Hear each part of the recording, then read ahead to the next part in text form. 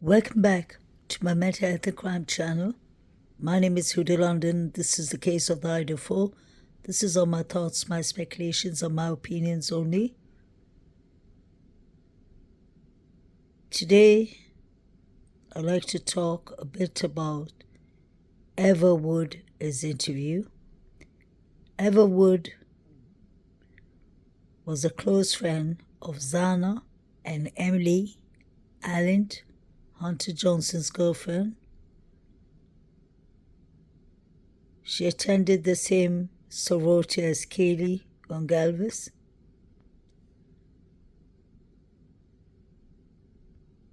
It's strange that she doesn't mention much about Kaylees. And they lived in the same sorority house for 2 years. And they became neighbors near 1122 King Road. Everwood said that she turned her location on when she first moved to the area, and she found that Zana lived at 1122 King Road, and she went and knocked on her door to say hello. She said that she spends most of her time at 1122 King Road, from when she gets up to when she goes to bed. So I would assume she knows exactly what goes on in this house, who visits. She was standing outside 1122 King Road when the police arrived. Her interview is only 6 minutes short, and I came across something important that I wanted to discuss about. So this is all my thoughts, my speculations, and my opinions only. Everwood mentioned to Vicky Ward, the author of the book One Night of Idaho Unalivings.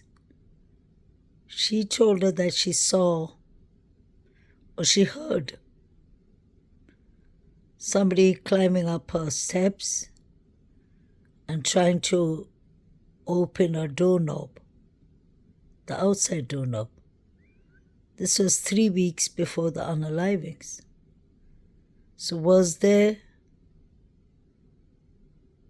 a stalker was roaming around, knocking around the doors? Because we've heard of this person too, who looks a bit like someone we know in this case. He seemed to have been knocking at other girls' apartments and running away. And this was all happening from 3 weeks right up to the quadruples happened. I find that to be very interesting. That just proves that it couldn't only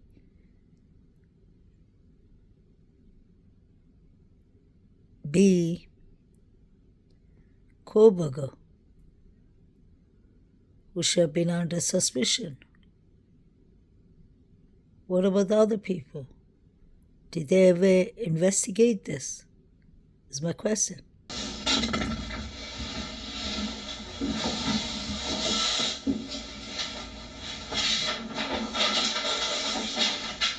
Can I get your first name, please? Is it your legal first name or Yes. for something else? No, it's Okay. my legal name. And your date of birth? No, 2001. And your address? Which one? My Moscow address or Moscow. Moscow, Idaho. And the phone for it?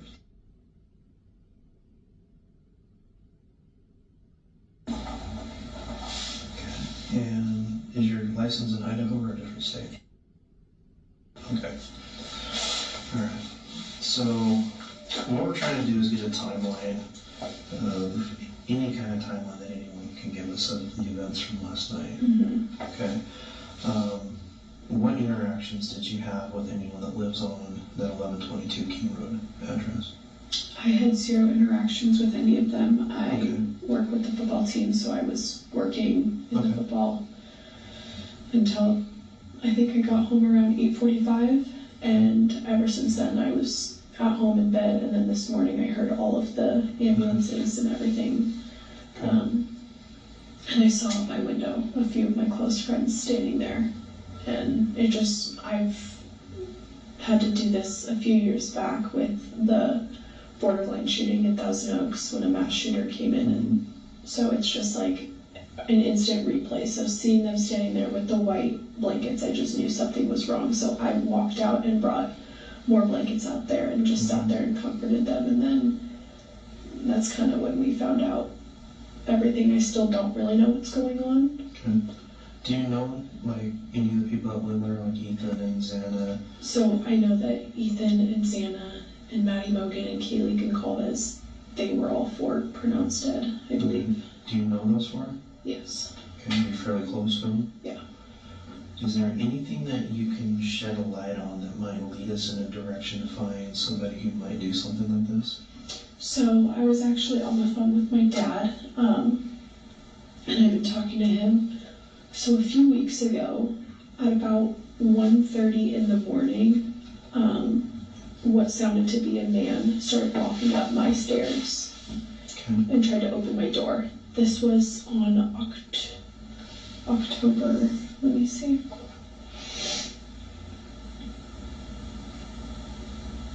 October 15th. Okay. No, sorry. October 14th. It was October 14th, that Friday night, when I heard somebody trying to come up my stairs and open my door, and I have a deadbolt and a lock on my door. And the next morning I called my mom and I was like, oh yeah, just some drunk idiot was trying to walk into my house. So I don't know if that could be any relevant information. I did not see this person, I just heard it. I was in my bedroom. But last night on Snapchat, Kaylee had posted a few pictures, one of her and Maddie Mogan at the Corner Club, and then the last picture that Kaylee had posted on her Snapchat story was her and Maddie Mogan at Grub Track, which is, I believe, located on Main Street. Yeah, and that was the last thing. Okay. But you haven't, none of the girls have talked to you about any ex-boyfriends, any weird guys, and trying to talk to them inappropriately or nothing like that? Okay. You don't have any cameras on your apartment? No, I Okay. don't. Okay. All And right. I didn't hear anything last night. Okay. So, Okay. All right. Well, I think that's about all I have for you then. thank you. I wish I could be No. more Like, you'd be surprised what little little information. information could lead us in the direction we need. Yeah. Okay? Should I be concerned that there is somebody out there who's not in custody yet? As of this time, I still don't have all the information either. Okay. We're still trying to get more info. Mm-hmm. Obviously, this is going to be a time-consuming thing, but I would, if I lived up in that area, would I take extra precautions? Yes, I would. Even if there's nothing saying that there's a random person doing this, or is this something that was more directed? Mm-hmm. We still don't know yet. But it never hurts to take precaution. Okay. So making sure your doors are always locked. Mm-hmm. If you're going to be out walking around at night, making sure you have someone else with you. Things like that. Yeah. I mean, it doesn't hurt. It's extremely beneficial for you. And then we'll start digging more, and hopefully we can come up with some answers very quickly. Okay. And then, since I am a part of this possible investigation, am I allowed to go home tomorrow? With what you've told me, yes. Okay. You don't have any information. You weren't in the house or anything like that. There's nothing that you saw that would lead me to need you to stay. Okay. So if this is something that you want to leave, Yeah. by all means, then I would say that you need to stay here for. Okay? And I have your phone number. If I need you, I can call Yeah. you. Okay? And if you think of anything or you hear of anything, please let us know right away. Okay, I have Tyson's Yep. phone number. Yeah, Captain Barrett would be a good one to contact, and he can either take that information or direct it to one of our detectives. Okay. Okay? Well, thank you. Thank you. Kaylee had posted a few pictures, one of her and Maddie Mogan at the Corner Club, Mm-hmm. and then the last picture that Kaylee had posted on her Snapchat story was her and Maddie Mogan at Grub Truck, Okay. which is, I believe, located on Main Street. Yeah, and that was the last thing. Okay. But you know, the girls have talked to you about any ex-boyfriends, any weird guys, and trying to talk to them inappropriately or nothing like that? Mm-mm. This picture was taken or uploaded at 3:33 a.m. on Kaylee's Instagram. And I find it very strange that Everwood said that the last two pictures Kaylee posted on her Instagram was the picture of Kaylee and Maddie at the Grub Truck and Kaylee and Maddie at the Grub Truck. What about this Instagram picture? Who posted this on Instagram? It's written 13th of November 2022 at 3:33. I always found this picture to be odd. I've discussed about this picture and the picture with DM showing a finger and a friend showing her tongue. They both were uploaded at 3:33, and I always found it strange of who could have uploaded it, because most likely Kaylee was unalive, in my opinion. This picture was uploaded to DM Ms. Visco at 3:33. So was DM uploading on Kaylee's Instagram? DM uploaded this picture to a Visco account at 3:33. The infamous picture of her and Kaylee. DM uploaded this picture to a Visco at 3:33.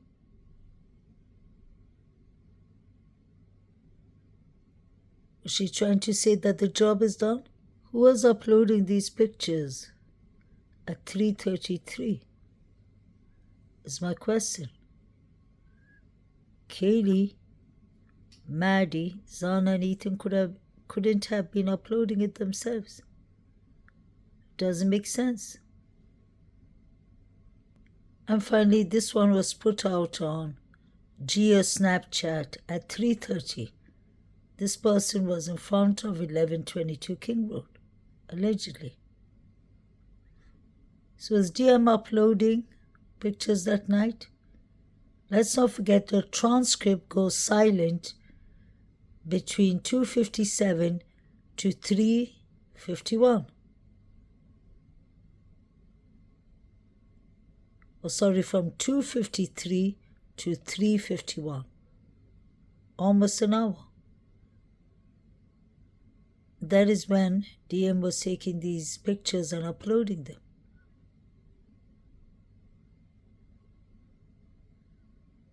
So why is she saying she was sleeping? Ever said that Kaylee uploaded or took pictures, uploaded a picture at the Grub Truck and Corner Club with Maddie that night? DM was uploading pictures on Visco at 3:33 a.m. Was that a slip-up from Everwood? Or was she just being genuine? She clearly said that the last two pictures Kaylee took up on her Instagram was a picture of Kaylee and Maddie at the corner club, and the last final picture was of Kaylee and Maddie at the Grub truck. So that clearly means Kaylee did not upload the picture at 3:33 a.m. on the 13th of November 2022 with DM. Who had access to Kaylee's account? Was it Jack D, allegedly, DM, BF, Hunter, all allegedly? This doesn't make sense. And I'm happy that Everwood confirmed it to us. She confirmed that Kaylee's last two pictures that Kaylee uploaded on her Instagram was the picture with Kaylee and Maddie at the Grub truck and the picture with Kaylee and Maddie at the corner club. So somebody's clearly lying. I've noticed the more interviews come out, the more it shades a bad light on the surviving roommates. It's impossible that they did not hear anything. DM said that she walked past Kaylee's room and she saw, Zana's room, and she saw Zana on the floor. Yet again, she ran down to BF's room and she didn't bother to call 911. She didn't bother to run outside either. Make this make sense. And on top of that, to make it worse, they took 8 hours to call 911. Something is not right. And then Everwood says she was talking to her father that morning. BF was talking to her father too about her toothache.